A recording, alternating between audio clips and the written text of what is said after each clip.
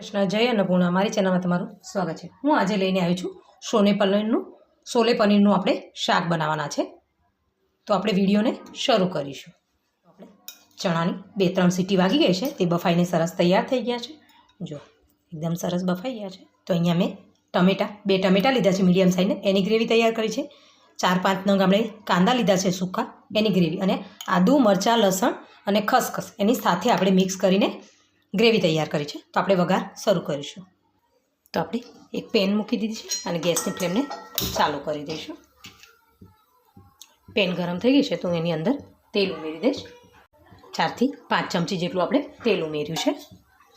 હવે તેલ ગરમ થઈ ગયું છે તેમાં આપણે સૂકા મસાલા ઉમેરી દઈશું। તેની માટે મેં તેજપત્તા ઉમેર્યા છે, સૂકા લાલ મરચાં, ઝીણી ઇલાયચી ઉમેરી છે, મોટો એલચો ઉમેર્યો છે અને દાલચીની ઉમેરી છે। એને આપણે સાતળી લઈશું। મસાલા સતળાઈ ગયા છે તો આપણે આદુ મરચાં લસણની પેસ્ટ તૈયાર કરી હતી એ ઉમેરી દઈશું। પહેલાં મિક્સ કરી લેવાનું છે। સરસ સતળાઈ જાય ત્યાં સુધી આપણે એને સતળાવી દેવાનું છે। હવે એની અંદર મેં કાંદાની ગ્રેવી કરી હતી એ પણ ઉમેરી દઈશું। એને સાતળી લઈશું। એની અંદર ટમેટાની ગ્રેવી પણ ઉમેરી દેવાની છે। આપણે મિક્સ કરી લઈશું। તેલ છૂટું પડે ત્યાં સુધી આને સાતળી લેવાનું છે। ગ્રેવીમાં તેલ છૂટું પડી ગયું છે તો આપણે એમાં મસાલા કરી દઈશું। તે મેં અડધી ચમચી હળદર લીધી છે, 1 ચમચી લાલ તીખું મરચું લીધું છે, આપણે ધાણા જીરું પાવડર, સ્વાદ પ્રમાણે મીઠું લઈશું, કાશ્મીરી લાલ મરચું 1 ચમચી લીધું છે। બધા મસાલાને આપણે મિક્સ કરી લઈશું। મસાલા સરસ મિક્સ થઈ ગયા છે તો તેલ છૂટું પડે ત્યાં સુધી આપણે એને ઢાંકીને 2 મિનિટ થવા દઈશું। તો હવે આપણે જોઈ લઈશું। જો એકદમ સરસ ગ્રેવીમાંથી તેલ છૂટું થઈ ગયું છે અને ગ્રેવી પણ આપણી સરસ સતળાઈ ગઈ છે। તેની અંદર આપણે છોલે ઉમેરી દેવાના છે। એનું પાણી પણ આપણે સાથે જ થોડું છે તો ઉમેરી દેવાનું છે। હવે મિક્સ કરી લઈશું। ઉમેરી દીધા છે, સરસ થઈ ગયું છે। હવે થોડુંક એમાં આપણે પાણી ઉમેરી દઈશું।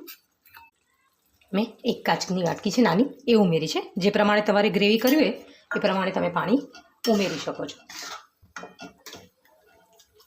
આપણે એને ઢાંકીને થવા દઈશું। હવે જોઈ લઈએ,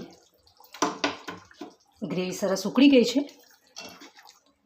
તો એની અંદર મેં 1 ચમચી છોલે પનીરનો મસાલો ઉમેર્યો છે, ગરમ મસાલો, મિક્સ કરી લઈશું। હવે એની અંદર પનીરના આવી રીતે મેં ઝીણા ઝીણા ટુકડા કરી લીધા છે। 100 ગ્રામ પનીર લીધું છે, એને મેં ઝીણા ઝીણા ટુકડા કરીને તૈયાર કર્યું છે, એ ઉમેરી દેવાનું છે। હવે કસ્તુરી મેથી નાખીને આપણે મિક્સ કરી લીધું હતું। હવે એને 2 મિનિટ થવા દેવાનું છે ઢાંકીને।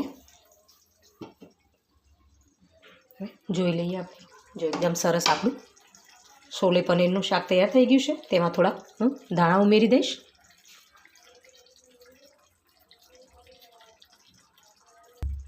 તો આપણું સરસ તૈયાર થઈ ગયું છે। ગેસની ફ્લેમ બંધ કરીને એક બાઉલમાં એને કાઢી લઈશ।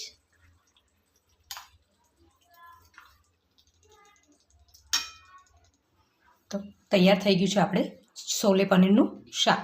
તો જો તમને મારો વિડીયો પસંદ આવ્યો હોય તો લાઈક કરો, શેર કરો અને કમેન્ટ કરવાનું ભૂલતા નહીં। જય અન્નપૂર્ણા।